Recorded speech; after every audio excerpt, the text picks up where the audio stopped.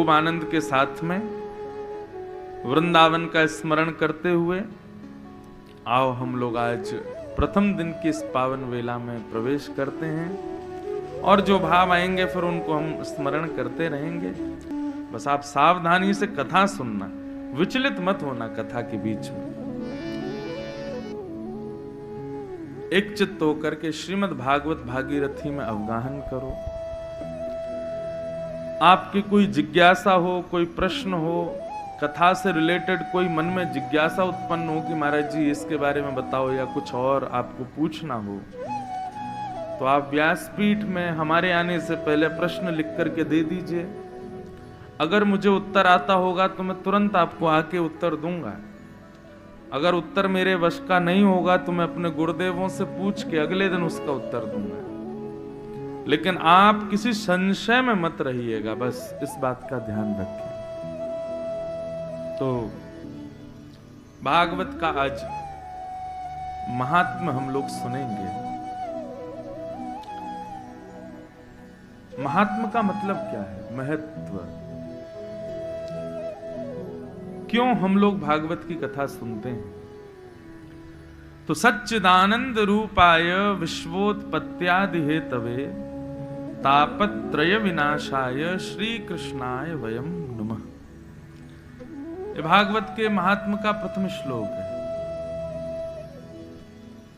तो परसों परम पूजनीय हमारे वृंदावन के अनंत रसिक पूज्य श्री मलुक पीठाधीश्वर महाराज जी, उनसे मिलना हुआ। इतनी सुंदर बात उन्होंने कही, सुनकर के मन बड़ा प्रसन्न हो गया। बोले इंद्रेश जी, ठाकुर जी की कितनी बड़ी कृपा है आपके ऊपर, हमारे ऊपर, हम वक्ताओं के ऊपर। मैंने कहा कैसे महाराज जी? बोले देखो, हम लोग दुनिया से कहते हैं कि भजन करो, ठाकुर जी को याद करो, ठाकुर जी का स्मरण करो। अब व्यक्ति करे ना करे ये उसकी इच्छा, उसके भाव पर निर्भर करता है। परंतु हम वक्ताओं पर कितनी कृपा ठाकुर जी की कि हमको तो कान पकड़ के ठाकुर जी ने जबरदस्ती लगा ही रखा है। कोई करे ना करे, वक्ताओं को तो भगवत स्मरण करना ही पड़ेगा। हम बिना भगवत स्मरण करे रह ही नहीं सकते। ठाकुर जी को याद करना ही पड़ेगा, ठाकुर जी की कथा गानी ही पड़ेगी। श्रोताओं के ऊपर तो एक भाव आ सकता है कि आज काम ज्यादा है, आज हम भजन नहीं कर पाएंगे, आज भगवान को याद नहीं कर पाएंगे, आज भक्ति नहीं कर पाएंगे। लेकिन वक्ता, तो मन का एक भाव आया कि कोई भी व्यक्ति अवकाश ले सकता है भक्ति से, भजन से, कथा से, लेकिन वक्ता नहीं ले सकता। वक्ता के पास अवकाश नहीं है। चाहे हमारा सरदर्द हो, चाहे कितनी भी बड़ी विडंबना हमारे ऊपर आ जाए, हमारे परिवार में कितनी भी बड़ी घटना हो जाए, अगर हम वाद्य हैं, कथा के लिए संकल्पित हुए हैं कि हमको कथा सुनानी है, तो हमको कथा सुनानी पड़ेगी। मतलब कान पकड़ के ठाकुर जी ने बैठा रखा है। बोले चाहे कुछ हो जाए, दुनिया इधर उधर हो जाए, प्रलय आ जाए, भूकंप आ जाए, बारिश हो, कुछ भी हो, पंडाल गिर जाए, कई बार तो पंडाल गिर जाते हैं कथाओं में, लेकिन वक्ता को कथा कहनी ही पड़ेगी। तो कितनी बड़ी कृपा है। ठाकुर जी जबरदस्ती कह रहे हैं कि नहीं, तुमको तो याद करना ही पड़ेगा। कोई छुट्टी ले ले हमारी भक्ति से, तुम नहीं ले सकते हो। तुमको तो कथा सुनानी ही पड़ेगी, कहनी ही पड़ेगी, बैठना ही पड़ेगा मंच पर। तो महाराज जी ने इतनी सुंदर बात कही। बोले कितनी बड़ी कृपा है हमारे ऊपर। संसार के लोग इच्छा हो तो भजन करेंगे, नहीं हो तो नहीं करेंगे, लेकिन वक्ता को तो करना ही पड़ेगा, उसके पास और कोई ऑप्शन नहीं है। मैंने कहा महाराज जी बहुत सही बात कही आपने। एक सप्ताह कोई व्यक्ति 4 घंटे बोल के देखे रोज, एक दिन भी अगर आप बोलेंगे तो आप थकान लगने लगेगी। लेकिन पिछले 1 महीने से अनवरत एक दिन भी छुट्टी नहीं, कथा चल रही है। तो भाव ऐसा था कि मैं परसों जब महाराज जी के पास गया तो महाराज जी से यही बोल रहा था, महाराज जी मैं बड़ा थक गया हूं, कथा कह करके भाग भाग करके इधर से उधर, और ये तो अधिक मास है, उससे पहले से ही कथाएं चल रही हैं। महाराज जी ने जब ये बात कही तो मन बड़ा शांत हो गया कि देखो ठाकुर जी ने जबरदस्ती कान पकड़ के तुमको बैठा रखा है। चल नहीं, मेरा नाम तो तुमको गाना ही पड़ेगा, कथा तो तुमको कहनी ही पड़ेगी, तुम्हारा मन हो नहीं हो तुमको हमको याद करना ही पड़ेगा। कैसा प्रेम! महाराज जी बिल्कुल ठीक। तो ये भगवान की बड़ी कृपा है। तो मतलब लाल जी, हमारे ठाकुर जी किसी की भक्ति भाव से रीच के उससे भजन स्वीकार करते हैं, पर वक्ताओं पर कितनी कृपा, जबरदस्ती उनको बैठाते हैं। नहीं, तुमको तो मेरा नाम गाना ही पड़ेगा, तुम्हारा मन हो चाहे नहीं हो, तुमको तो मुझे याद करना ही पड़ेगा। बड़ी कृपा है ठाकुर जी की। तो बंधुओं, ये भागवत का प्रथम श्लोक है महात्मा का। सच्चिदानंद रूपाय विश्वोत्पत्त्यादि हेतवे तापत्रय विनाशाय श्री कृष्णाय वयम नुमः। मैं अपनी कथाओं में कहा करता हूं कि ये भगवान का आइडेंटिफिकेशन है। जैसे हमारा आधार कार्ड होता है, पासपोर्ट होता है, बायोडाटा होता है, विभाग के लिए भेज देते हैं कभी, ऐसे ही ठाकुर जी का संपूर्ण परिचय एक ही श्लोक में। सच्चिदानंद रूपाय, भगवान सच्चिदानंद रूप है, सतरूप, चैतन्य रूप और आनंद रूप। ठाकुर जी सत्य हैं। संसार में हर वस्तु पहले सत्य लगेगी, लेकिन समय आने पर वो असत्य जैसी लगने लगती है। जैसे कि कुछ भी ले लीजिए, ये घर मुझे बहुत अच्छा लगता है, ये घर मुझे लगता है कि इससे मुझे जो सुख मिलेगा वो किसी से नहीं मिल सकता। उस घर में आप रहना प्रारंभ कर दीजिए, 1 दिन 2 दिन 3 दिन 4 दिन 10 दिन बहुत अच्छा लगेगा। 11वें दिन से आपका जो उसके प्रति जो आपको सत्य का भाव लगता था वो धीरे धीरे कम होने लग जाएगा। और 6-7 महीने एक घर में रहने के बाद में फिर आप ऊब जाओगे, उससे आपका मन भरने लग जाएगा। परंतु ठाकुर जी के दर्शन से आपका मन कभी ऊब नहीं सकता। ठाकुर जी के तीर्थों से, धामों से, स्थानों पर जाने से आपका मन कभी नहीं ऊबेगा। क्यों? क्योंकि वो परम सत्य है, वो सत्य स्वरूप है। सत्य, संसार की हर वस्तु असत्य है, पर ठाकुर जी परम सत्य हैं। दूसरी बात, ठाकुर जी सत्य क्यों हैं? आप किसी से भी झूठ बोल सकते हो, बच्चों से झूठ बोल लोगे, पत्नी से झूठ बोल दोगे, पति से झूठ बोल लोगे, अपने गुरुजनों से झूठ बोल लोगे, अपने प्रेमी मित्रों से झूठ बोल लोगे, लेकिन ठाकुर जी का स्वरूप ऐसा है कि उनसे झूठ बोला नहीं जा सकता। ठाकुर जी का स्वरूप ऐसा है कि उनके सन्मुख जाते ही सत्य स्वीकार होता है। आप पहचान जाओगे कि नहीं, मेरा सत्य यही है। कोई कितना भी असत्य संभाषण कर ले, लेकिन ठाकुर जी के सामने नहीं कर सकता। मैं अपनी कथाओं में कहा करता हूं, व्यक्ति को केवल 2 ही लोग जानते हैं, या तो भगवान उसको जानते हैं या वो खुद अपने आप को जानता है, तीसरा उसको कोई नहीं जानता। कई लोग आते हैं, आके कहते हैं महाराज जी हमारी शादी को हो गए 35 साल, हमारी शादी को हो गए 50 साल, हमारी शादी को हो गए 55 साल। बुजुर्ग भी आते हैं, कितने भी वर्ष हो गए हों आपको साथ रहते हुए, फिर भी आप नहीं जानते अपने पार्टनर को। कितनी सारी बातें ऐसी हैं जिनको छुपा करके अपने अंदर रख करके व्यक्ति मर जाता है, पर ठाकुर जी सब जानते हैं। कई लोगों को आपने देखा भी होगा, मंदिर में जाएंगे तो कान पकड़ेंगे। ठाकुर जी का कान क्यों पकड़ते हैं? अब उसके अपने रीजन हो सकते हैं, लेकिन मुझे जो समझ आता है वो ये है, व्यक्ति ठाकुर जी के आगे जाके कान इसलिए पकड़ता है, नाथ मैंने बहुत अपराध किए हैं जीवन में, बहुत झूठ बोला है, सबसे छुपाया है अपने स्वरूप को, पर आप सब जानते हो, इसलिए नाथ सॉरी, मुझे माफ कर देना, मैंने बहुत गलतियां की। क्षमा उसी से मांगी जाती है जिसको सब सत्य पता हो, उससे नहीं मांगते जिससे हमने छुपाया हो। ठाकुर जी को सब पता है सत्य। आप संसार से छुपा लोगे कि आप कैसे हो, पर ठाकुर जी से नहीं छुपा सकते।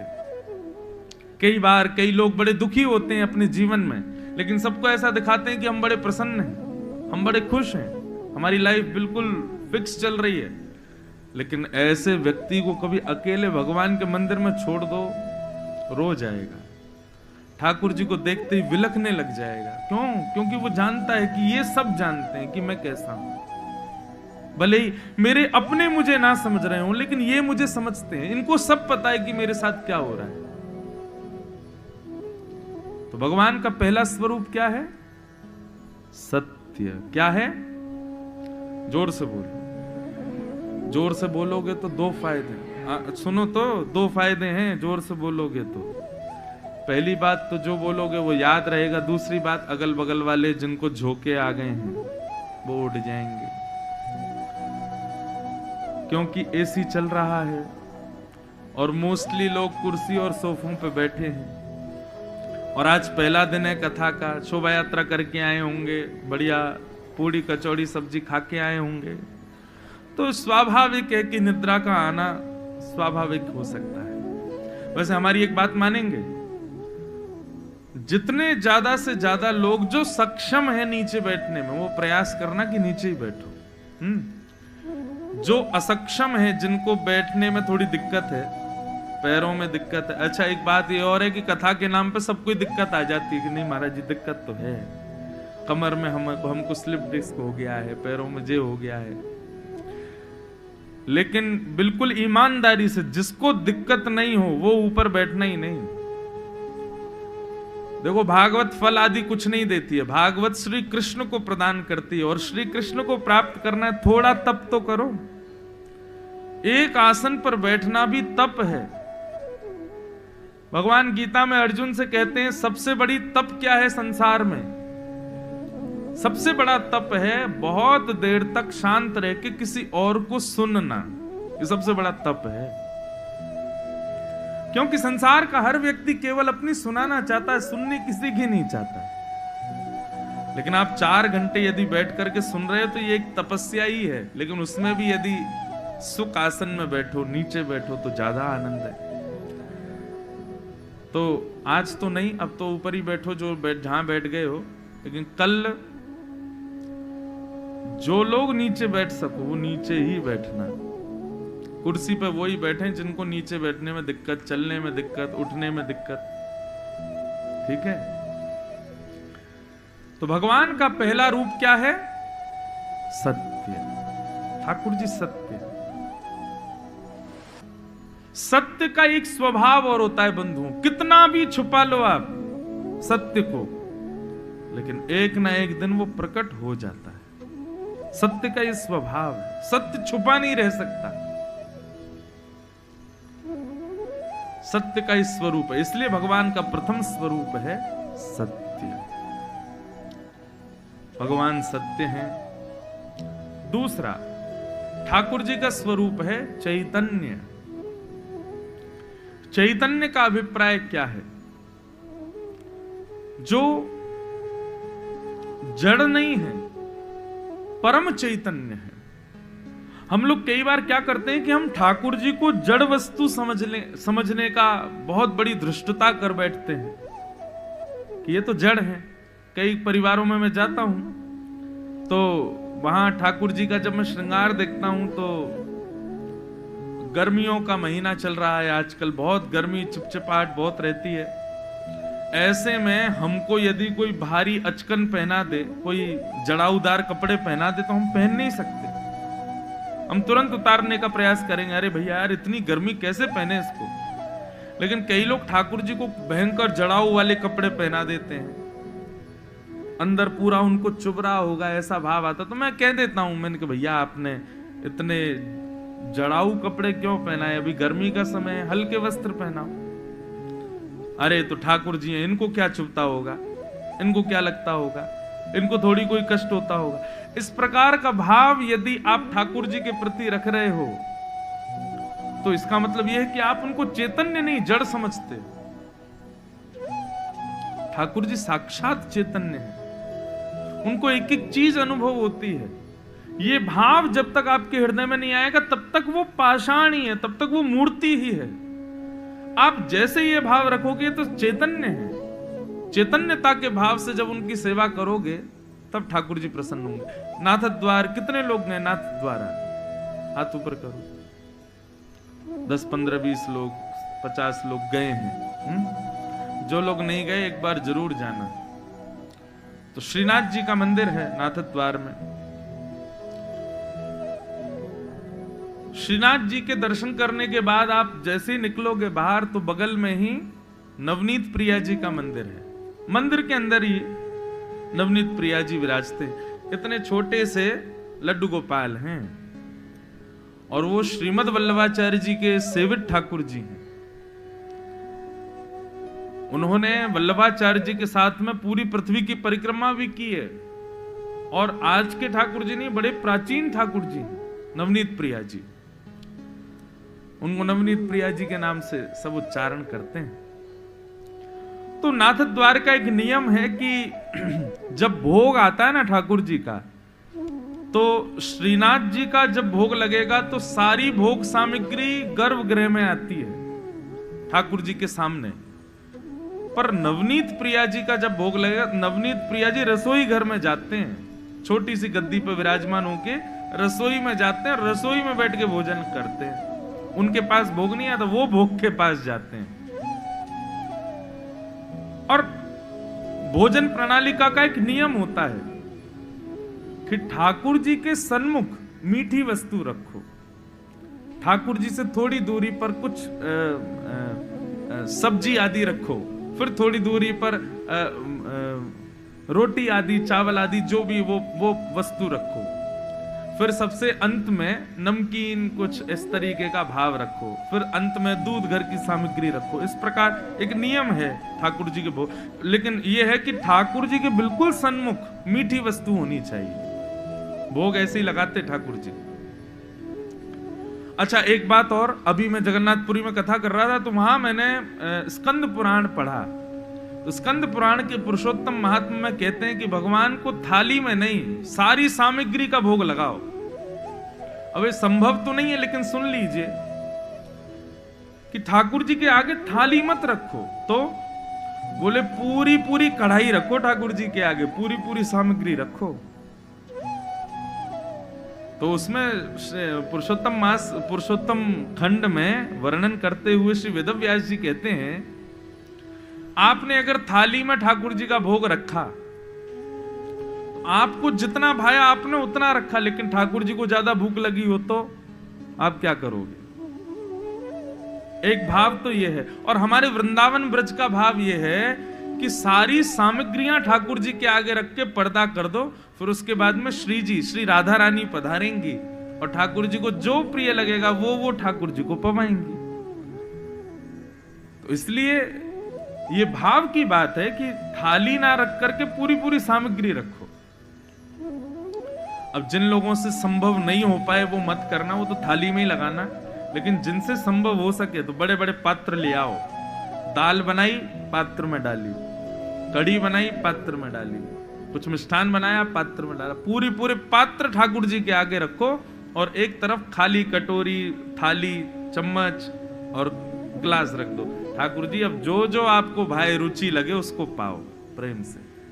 और 20-25 मिनट के लिए बाहर रहो, ठाकुर जी प्रेम से भोग लगाएं। अच्छा, एक और बात, पुष्टि मार्ग में ऐसा वर्णन करते हैं कि ठाकुर जी अकेले भोग नहीं लगाते।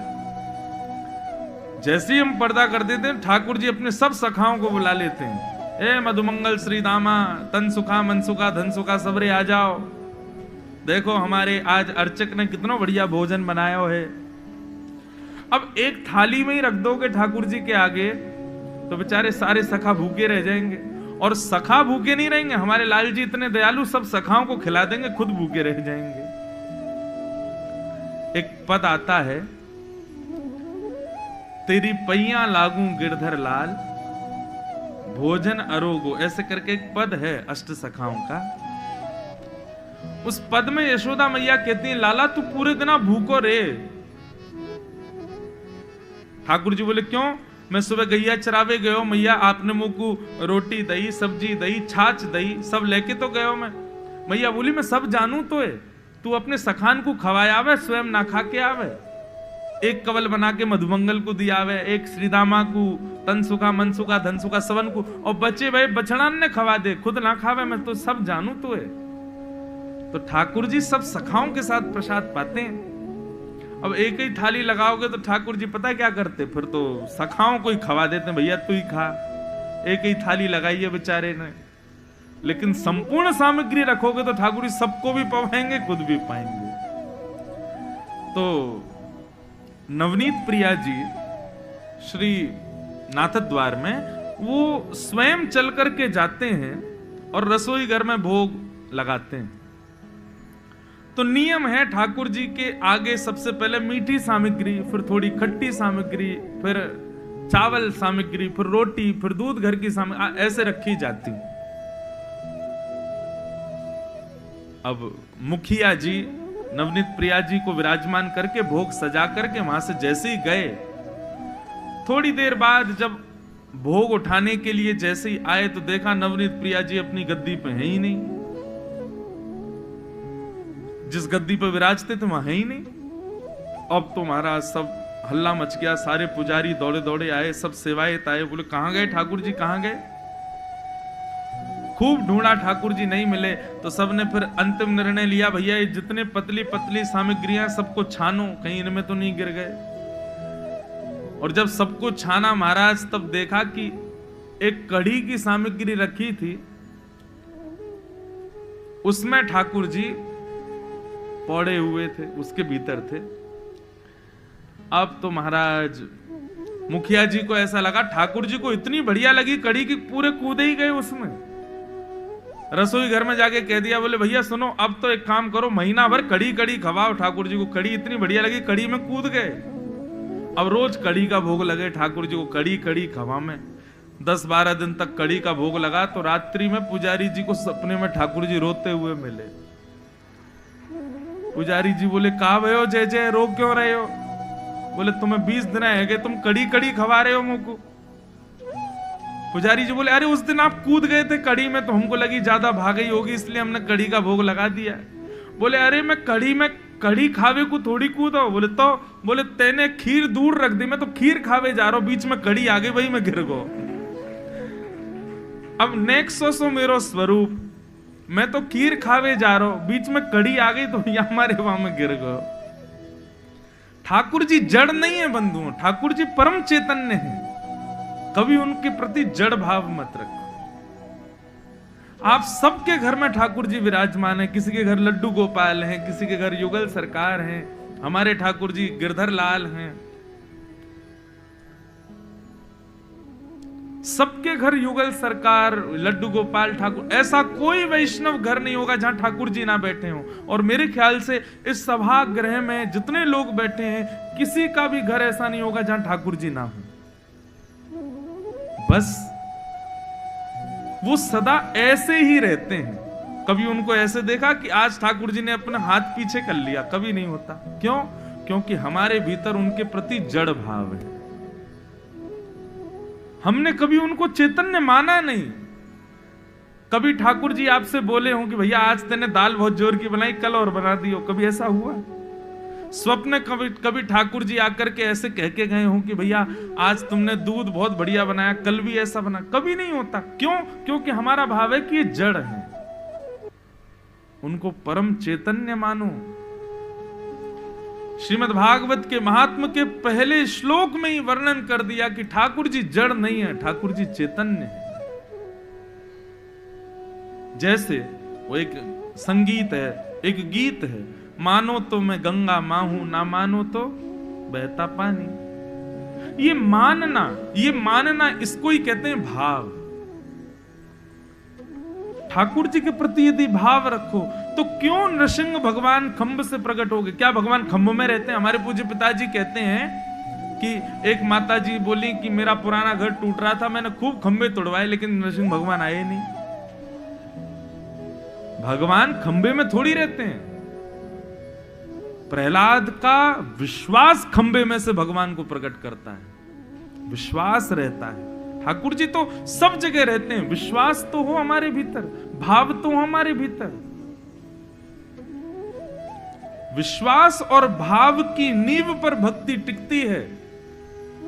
मैं कितना तिलक लगाता हूं, कैसी पोशाक धराता हूं, इस पर भक्ति नहीं टिकती। आपका भाव कैसा है? भक्ति हो तो कर्मा जैसी, सांवरियों घर आवे गो। भक्ति हो तो कर्मा जैसी, सांवरियों घर आवे गो। भक्ति भाव से पूर्ण होके हर्ष हर्ष गुण गावे लो। साचो प्रेम प्रभु से हो तो मूरत बोले काठ की। जीमो मारो साम घनी जमावे बेटी। हमारे ठाकुर जी कितनी बार बोल गए बताना जरा? हमारे घर के ठाकुर जी कभी बोले? यहां पर मेरी दृष्टि जा रही है तो अधिकतर लोग सब 50 पार करे हुए ज्यादा लोग बैठे हैं। 50 वर्ष हो गए महाराज, हाफ सेंचुरी मार ली आप लोगों ने। बोले ठाकुर जी? क्यों नहीं बोले? क्योंकि चैतन्य भाव नहीं रखा। पुरुषोत्तम मास है बंधुओं। इस मास को अवसर जान करके 7 ही दिन हैं, इन्हीं 7 दिनों में अपने ठाकुर जी की ऐसी भक्ति करो, ऐसी सेवा करो कि ये कथा विश्राम हो। उससे पूर्व प्रत्यक्ष या फिर अप्रत्यक्ष या फिर आपके स्वप्न में आपके ठाकुर जी कुछ तो बोले। ऐसी भाव भक्ति प्रकट करो बंधुओं। ये भागवत कथा का यही सार है। आपको ना तो धन मिलने वाला है कथा सुनने से, ना आपकी प्रॉपर्टी बहुत ज्यादा हो जाएगी, ना आपकी फैक्ट्रियां चलने लगेंगी, ना आपका व्यापार बहुत ऊंचाई पकड़ेगा। ये सब पुण्य नहीं मिलते भागवत की कथा से। भागवत की कथा से केवल कृष्ण मिलता है। जो व्यक्ति पुण्य की कामना से, अपने व्यापार की वृद्धि की कामना से, अपने इष्टों के, अपने पूर्वजों की मुक्ति की कामना से कथा सुनते हैं, क्षमा करिए आप गलत स्थान पर बैठे हो। क्योंकि भागवत केवल आपको कृष्ण देगी और कुछ नहीं दे सकती। यहां तो कृष्ण की कामना करो। तो भगवान कैसे हैं? चैतन्य है, परम चैतन्य, चैतन्य भक्ति। ठाकुर जी को परम चैतन्य मानो। तो भगवान का पहला रूप क्या है? सत्य।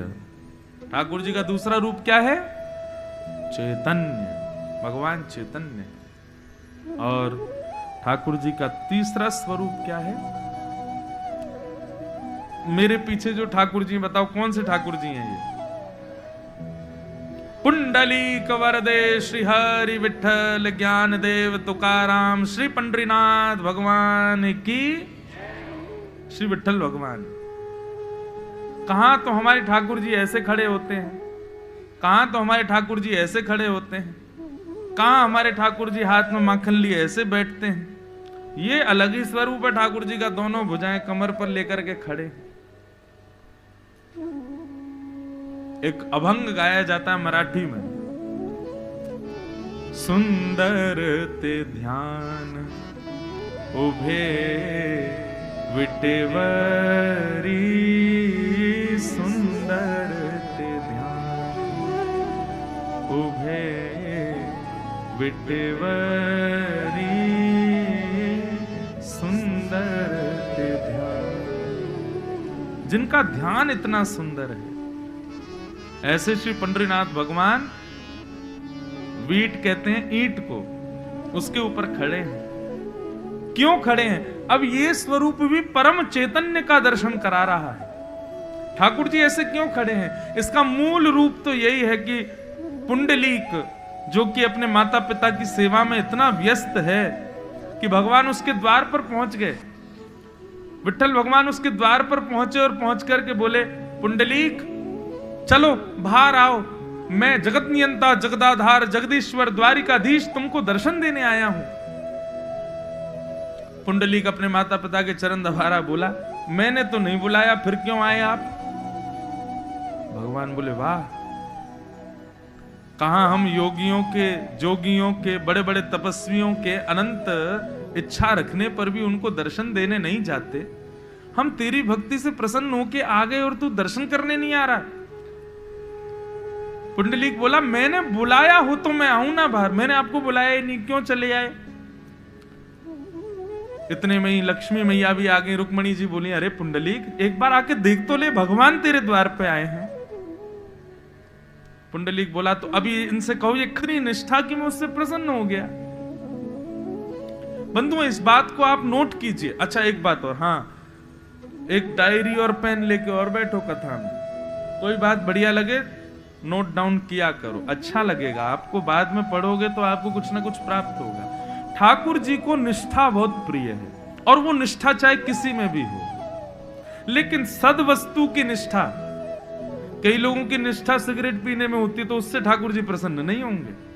कई लोगों की निष्ठा चाय पीने में होती, मदिरा पीने में होती, कहीं उससे। आप कह रहे हो महाराज जी निष्ठा ठाकुर जी को प्रिय है। निष्ठा मतलब सदनिष्ठा। कई लोगों की माता पिता की सेवा में बड़ी निष्ठा होती है, चाहे दुनिया उलट पुलट हो जाए, मेरे माता पिता के विपरीत मैं नहीं करूंगा, ये निष्ठा ठाकुर जी को प्रिय है। कई लोगों को अपने गुरु में बड़ी निष्ठा, गुरु जी कह दें उसके आगे फिर सब फेल है, मेरे गुरु जी की निष्ठा सर्वश्रेष्ठ। कई लोगों को अपने इष्ट में बड़ी निष्ठा, कई लोगों को अपने पितरों में बड़ी निष्ठा। ये जो सद निष्ठाएं होती है ना लोगों को, ये ठाकुर जी को बड़ी प्रिय है। मैंने कितने भक्तों के चरित्र पढ़े जिन्होंने ठाकुर जी को देखा तक नहीं, ठाकुर जी का नाम तक नहीं गाया, लेकिन ठाकुर जी फिर भी गए। क्यों? उसकी निष्ठा पे प्रसन्न होके। पुंडलीक अपने माता पिता की इतनी सेवा करता है कि उसकी उस निष्ठा पर प्रसन्न हो गए भगवान। वो भगवान की सेवा नहीं करता, वो भगवान का भजन भी नहीं करता, वो जानता भी नहीं भगवान कैसे हैं। रुक्मणी जी बोली, अरे तेरे द्वार पर साक्षात भगवान खड़े, अब तो आजा पुंडलीक। बोले, मैंने तो नहीं बुलाया, ये आ गए हैं तो इनसे कहो अभी थोड़ी देर इंतजार करें, जब मेरी सेवा पूरी हो जाएगी तब मैं आऊंगा दर्शन करने। रुक्मणी जी बोली, चलो मेरे साथ। भगवान से बोली, चलो। कहां कहां चले आते हैं पता नहीं। भगवान बोले, रुक्मणी जी आप जाओ, हम तो नहीं जाएंगे। अरे वो आपको पूछ भी नहीं रहा है और आप चले आए उसके यहां पे। ठाकुर जी बोले, नहीं, उसकी इसी निष्ठा पे तो मुझे प्रसन्नता हुई कि वो अपने माता पिता की कितनी सेवा, कि उनके आगे भगवान को भी छोड़ रहा है, भगवान को भी त्याग रहा है। इसी निष्ठा पे तो मैं रीझ गया। रुक्मणी जी नाराज होकर चली गई, भगवान वहीं खड़े रहे। अब बहुत देर खड़े खड़े भगवान को देखा तो पुंडलीक को लगा कि खड़े हैं, कोई कुर्सी आसन कुछ तो देना चाहिए, अब उठ के जाऊंगा तो सेवा टूट जाएगी।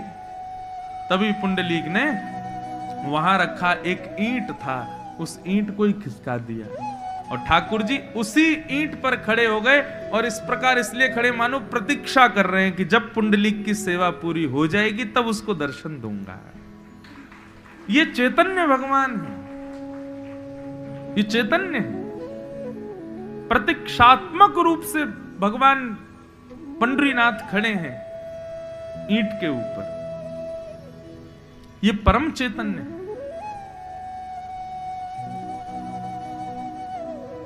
दूसरा भाव संत जन ऐसा बताते हैं, आपके महाराष्ट्र के संत बताते हैं कि भगवान पुंडलीक ऐसे इसलिए खड़े हैं, भगवान पंडरीनाथ श्री विठ्ठल भगवान इसलिए ऐसे खड़े हैं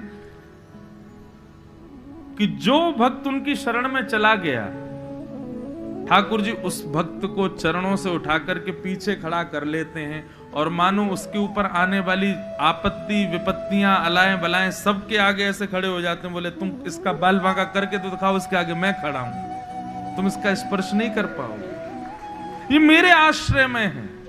तो मानो श्री पंडरीनाथ भगवान इसलिए ऐसे खड़े हैं, मानो सबको, सारे हमारे ऊपर आने वाली आपत्तियां विपत्तियां अलाएं बलाएं सबको दिखा रहे हों कि तुम आके तो दिखाओ, ये मेरे शरणागत है, इस पर आने से पहले तुमको मेरा सामना करना पड़ेगा। इसलिए भगवान ऐसे खड़े, ये चैतन्य रूप है भगवान का।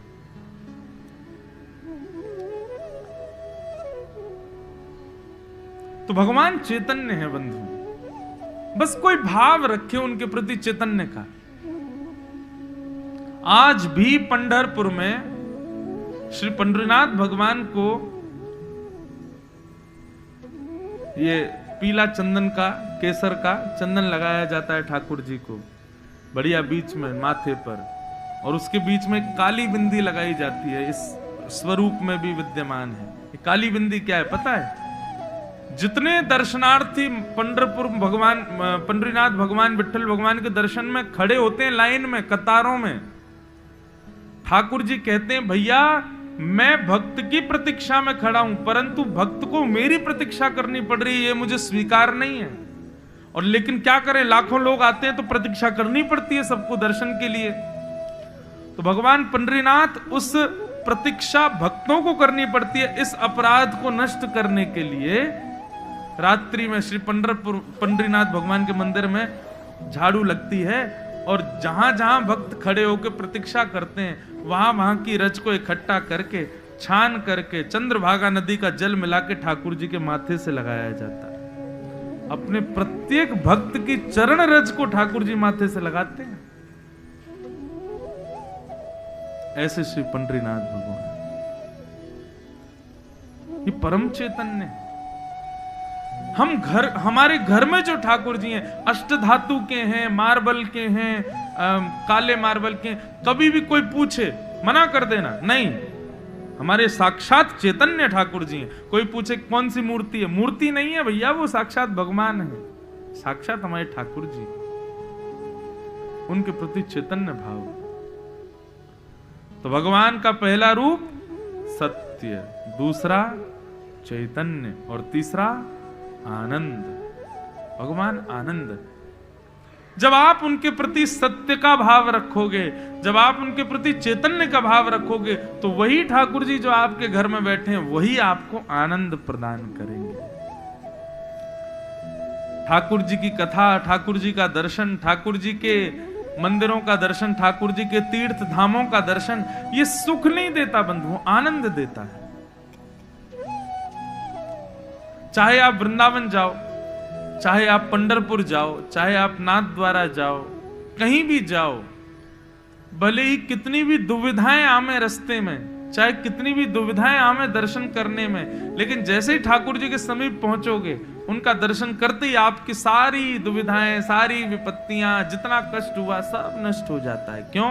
क्योंकि भगवान आनंद स्वरूप है,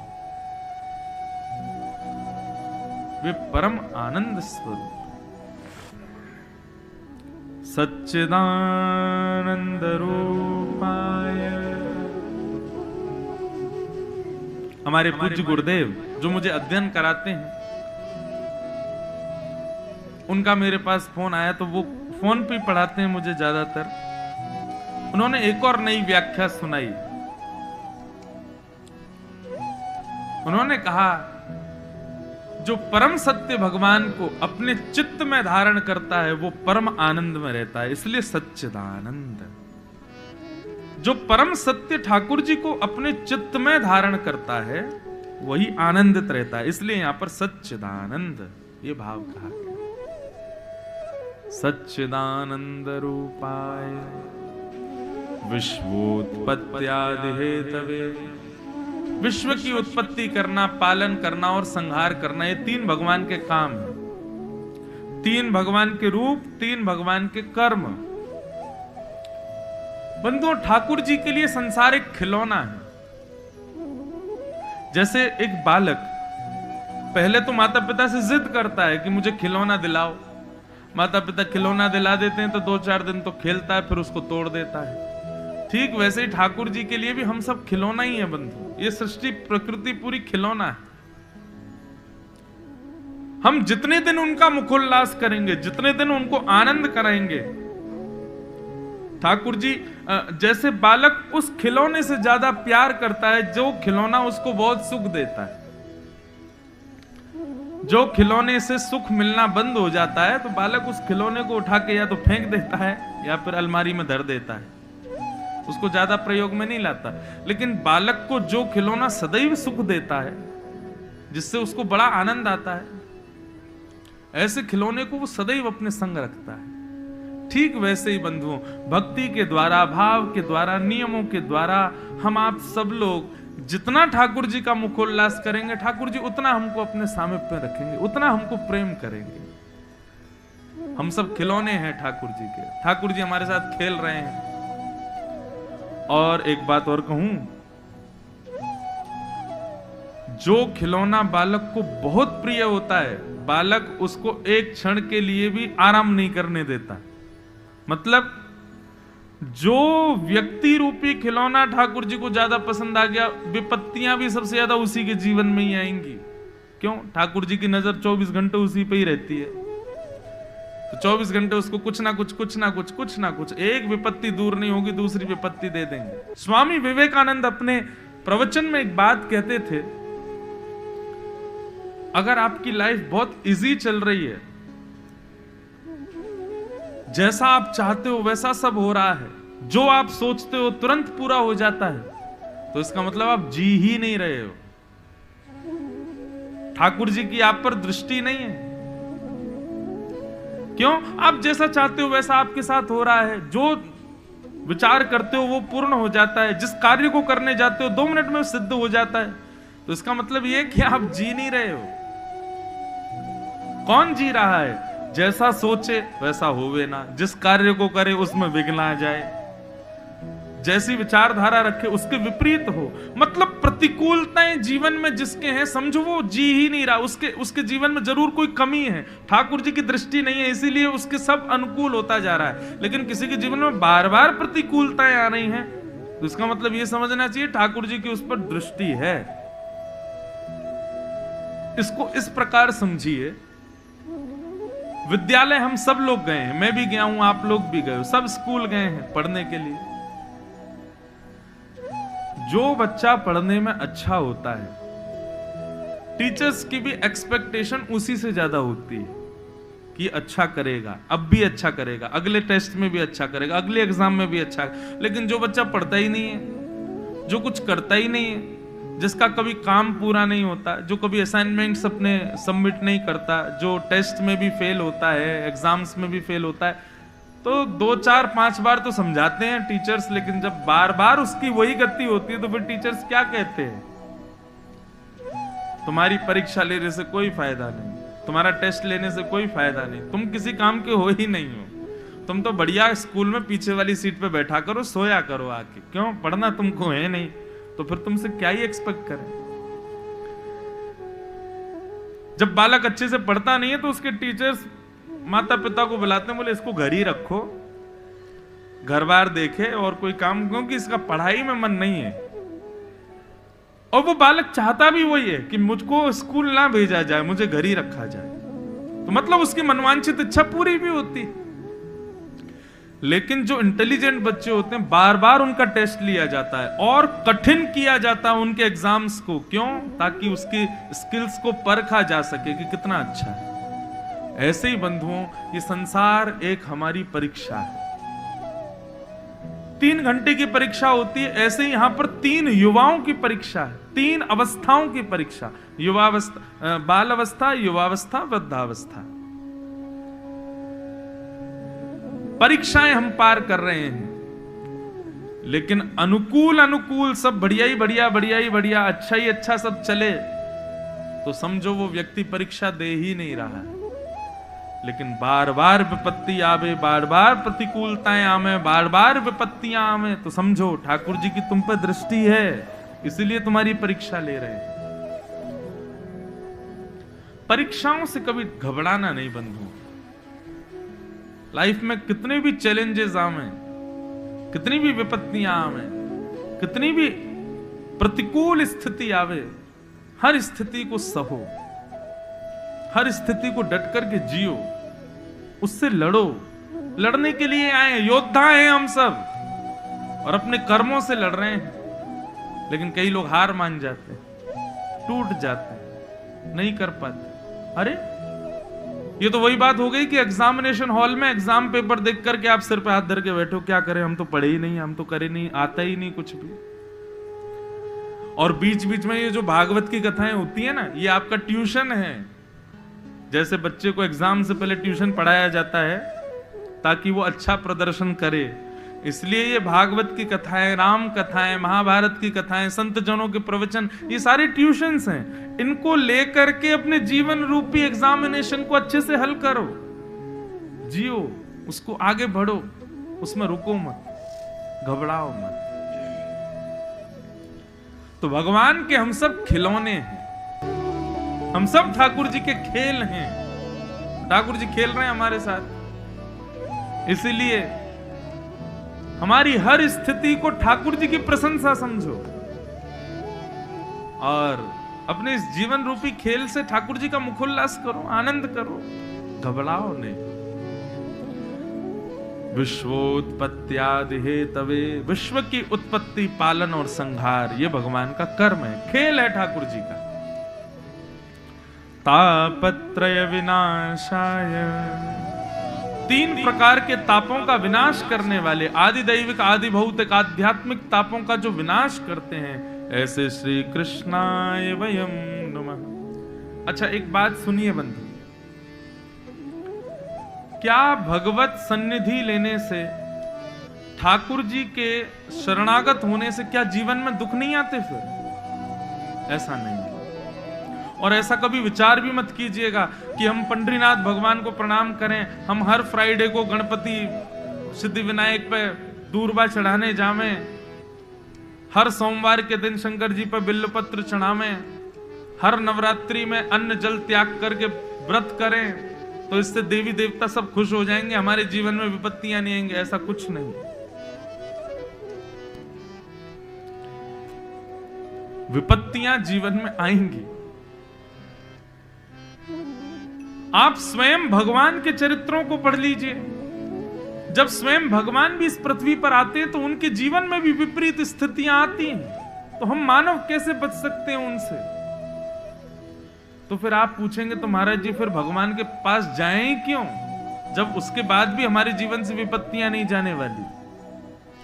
तो ठाकुर जी के पास जाने से, ठाकुर जी की भक्ति करने से, भगवत नाम गुणानुवाद करने से विपत्तियां टलती नहीं है। विपत्तियां तो आती हैं, लेकिन उन विपत्तियों से लड़ने का, जूझने का बल आपको प्राप्त होता है। उनका सामना करने का बल ठाकुर जी प्रदान करते हैं।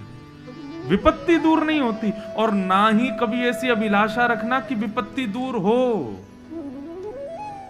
विपत्तियों से बचो मत, लड़ो, डटो।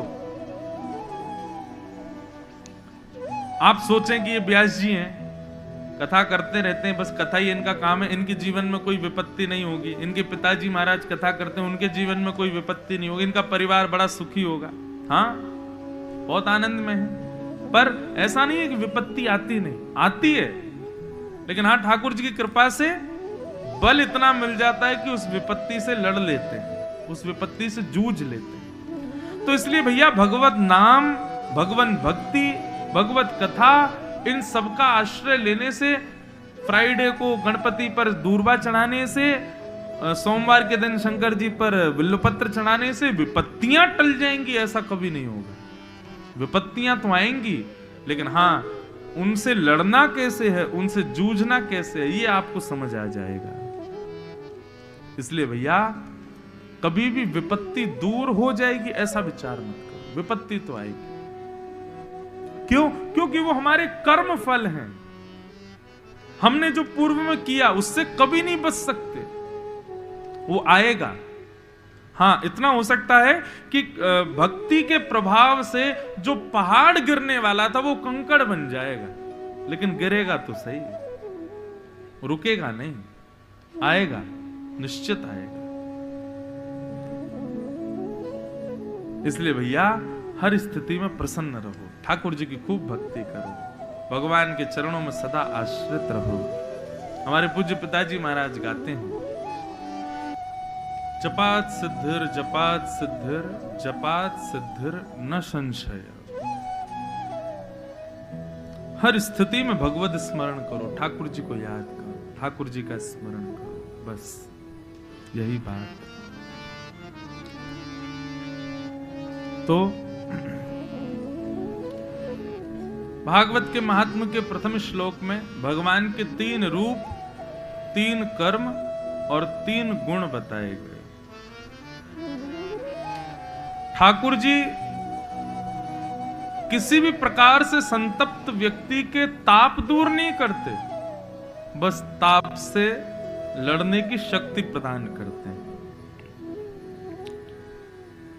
अब महात्मा में आगे प्रसंग आता है कि 88,000 सौनकादि ऋषि नैमिषारण्य क्षेत्र में मानव कल्याण के लिए यज्ञ कर रहे थे और उस यज्ञ में सफलता नहीं मिल रही थी। तब उन्होंने सूत जी महाराज से प्रश्न किया कि भगवान, इस कलयुग में श्रेष्ठ से श्रेष्ठ भगवत प्राप्ति का कोई साधन हमको बताइए। बहुत सावधानी से सुनिएगा। श्रेयसाम यद भवेत् श्रेय पावनानां च पावनम् कृष्ण प्राप्ति कर्म सस्व साधनम तत्वदाधुना।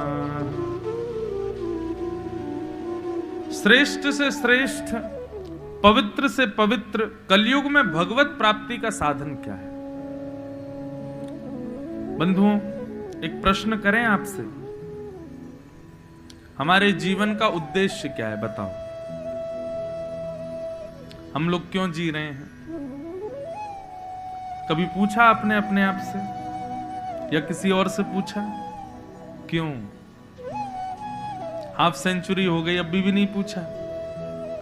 हम तो अभी 2 दिन पहले 27 साल के हुए, हम तो रोज पूछते हैं। हमारे जीवन का लक्ष्य क्या है, उद्देश्य क्या है?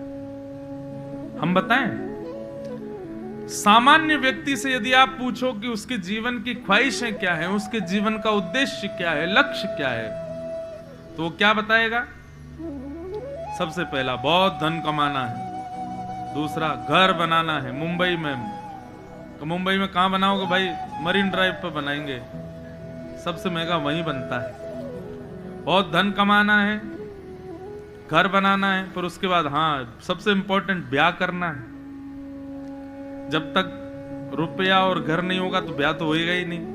ब्याह करना है, फिर गाड़ी खरीदनी है, बड़ी बड़ी गाड़ियां लानी है, बच्चों को अच्छे स्कूल में पढ़ाना है, फिर बच्चों का ब्याह करना है, फिर बच्चों को भी अपने समान संपन्न बनाना, फिर बच्चों के भी बच्चे होंगे। अरे इसी में ही निकल जाएगा पूरा जीवन। आप जो जो चीजें मानव से पूछ रहे हैं, ये सारी ख्वाहिशें जो मानव अपनी बताता है कि मुझे ऐसा बनना है, मुझे वैसा बनना है, ये सब रावण के पास भी था। मैं अपनी कथाओं में कहा करता हूं इस बात को। धन रावण के पास था, संपन्न रावण भी था, घर उस जैसा किसी का नहीं था, पत्नी उस जैसी किसी की नहीं थी। हनुमान जी महाराज जब सीता जी की खोज करने के लिए गए, तो जब लंका में ढूंढ रहे थे, सीता जी को देखा था नहीं, तो स्वभाव और रूप से ही अनुमान लगाते थे कि कहीं ये सीता जी तो नहीं। तो अभी तक लंका में कोई भी उनको ऐसा नहीं मिला जो सीता जी जैसा हो। लेकिन जब मंदोदरी को उन्होंने देखा, एक क्षण के लिए हनुमान जी रुक गए। क्यों?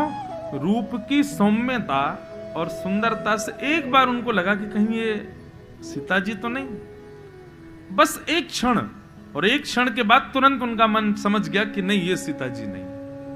लेकिन एक क्षण के लिए भी हनुमान जी रुके, तो इसका मतलब है कि मंदोदरी सामान्य नहीं थी।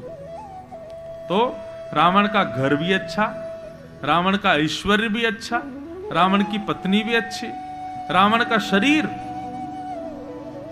सामान्य नहीं था भैया।